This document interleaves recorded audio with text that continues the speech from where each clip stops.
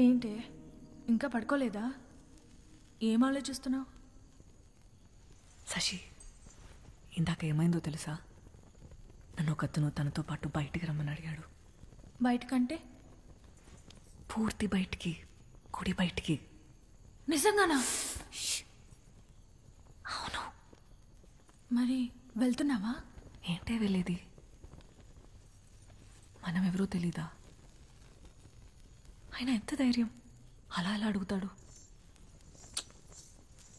మనం కూడా మనుషులమే అనుకొని అడుగుంటాడులే పాపం. అయినా నేనే నీ స్థానంలో ఉండుంటే అట్నుంచి అటే వెళ్ళిపోయేదాన్ని. వెళ్తావు? ఎందుకు వెళ్ళవు? మనం ఇలా మాట్లాడుకున్న విషయం ఎవరైనా విన్నారంటే కాళ్ళు వెరగొట్టి కూర్చోపెడతారు. నోరు మూసుకొని పడుకో.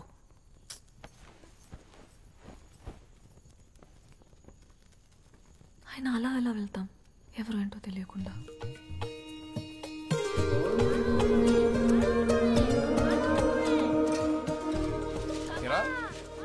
కలకత్తాకి వెళ్ళాలన్నా రాయాలన్నా అర్థం లేరా, తొందర ఏముంది? దేవీ నవరాత్రులు అవని. నీకెప్పటి నుంచి రా దేవి మీద ఇంత భక్తి? భక్తి కాదురా,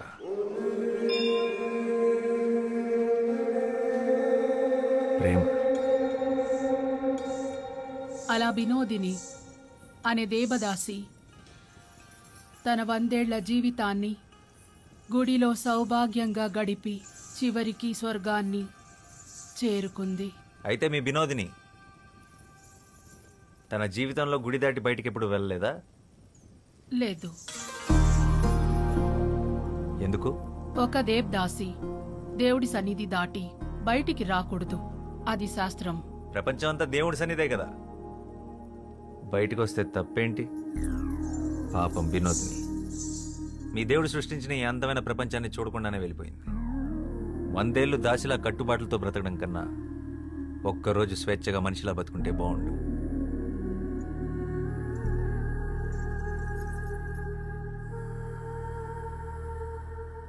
అందరూ వరుసన వచ్చి ప్రసాదాలు తీసుకోండి.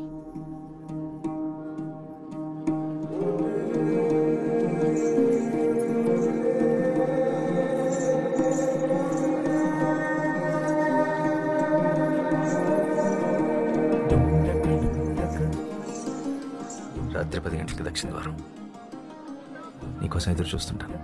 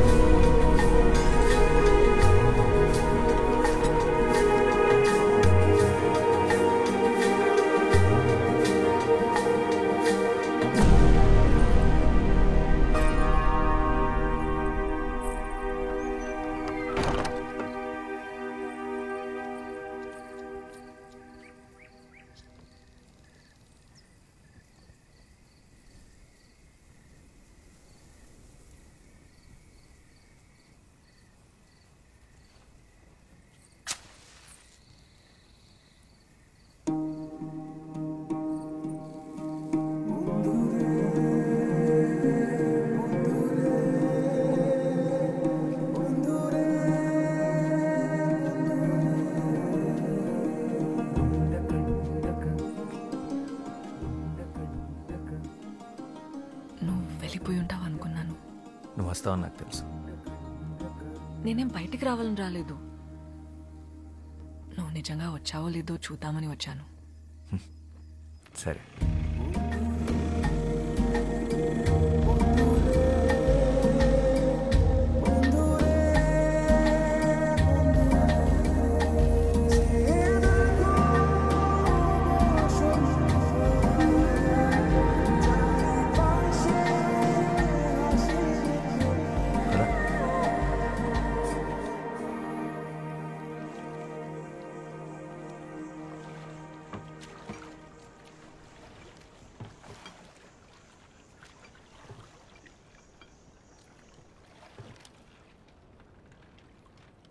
మైత్రేయి గుడి పెట్టిన పేరు కాదు, అమ్మా నాన్నలు పెట్టిన పేరేంటి? వాళ్ళు ఎప్పుడైనా కలిస్తే అడిగి చెప్తానులే.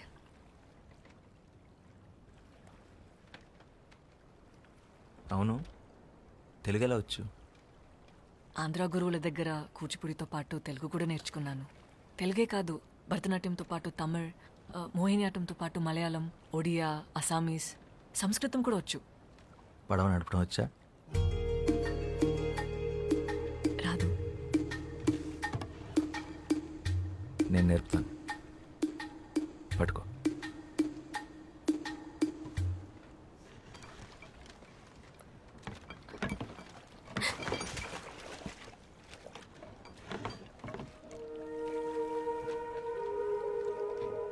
ఈ సృష్టిలో ప్రతి పని రెండు విధాలుగా చేయొచ్చు. ఒకటి భయంతో, రెండు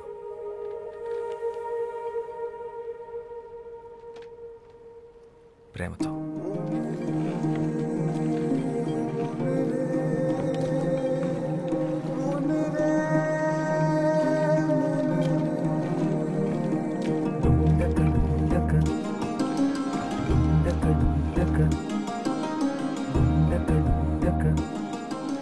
నువ్వు నాట్యం చేస్తావే అలా.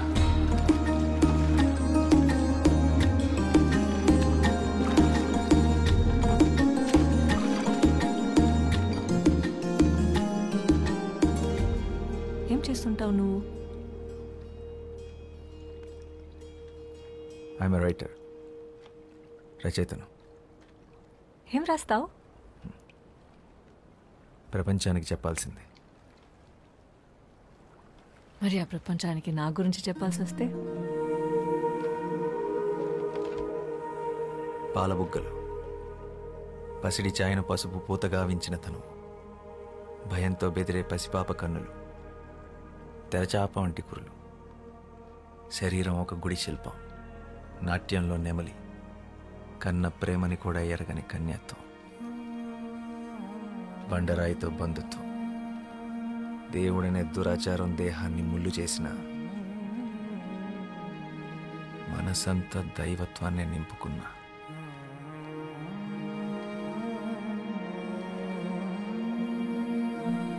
అమ్మో, తెల్లవారేలా ఉంది. నేను వెళ్ళాలి, నన్ను తీసుకెళ్ళండి. మీతో మాట్లాడుతుంటే అసలు సమయం తెలియడం లేదు.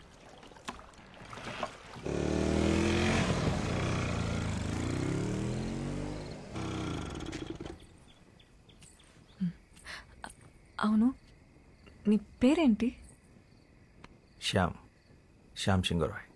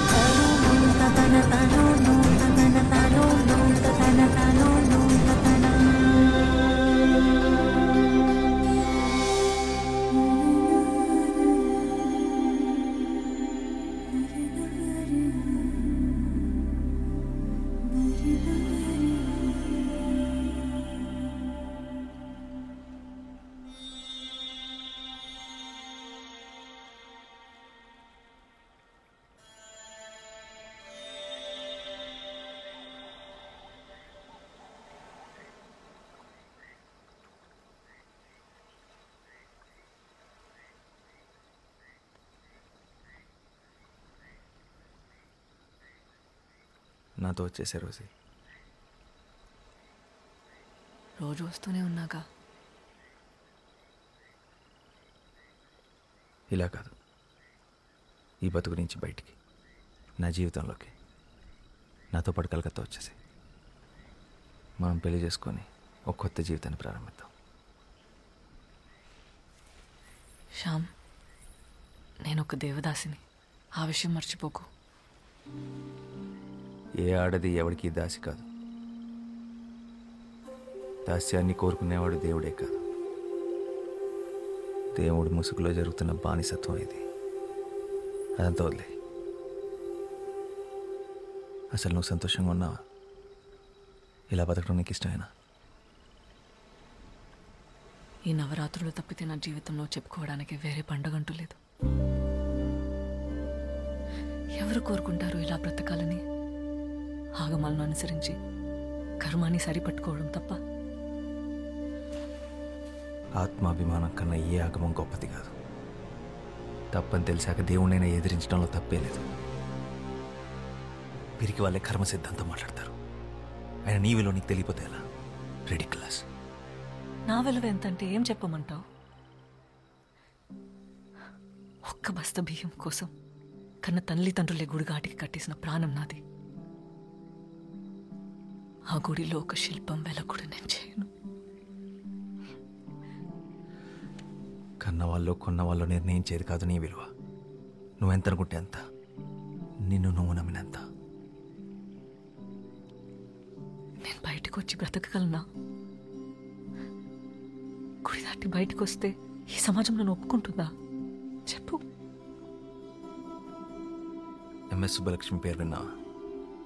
ఒకప్పుడు దేవదాసి, ఇప్పుడు పద్మభూషణ్ అవార్డు గ్రహీత. భరతనాట్యంలో భారతదేశంలోనే అతి గొప్ప డాన్సర్ బాల సరస్వతి. దేవదాసి కుటుంబానికి చెందినదే. ఎముకలతో నిండిన ఈ దేహాన్ని నదిలా కదిలించగల నాట్యకళ నీలో ఉంది. నీకు నేనున్నాను, ఉంటాను. నీకు నచ్చినట్టు నువ్వు బతుకు. ఎవరికి భయపడాల్సిన అవసరం నీకు లేదు. రేపు విజయదశమి, నీకోసం ఎదురు చూస్తుంటాను. ఈ నది దాటితే మన కోసం మరో ప్రపంచం ఎదురు చూస్తుంటుంది.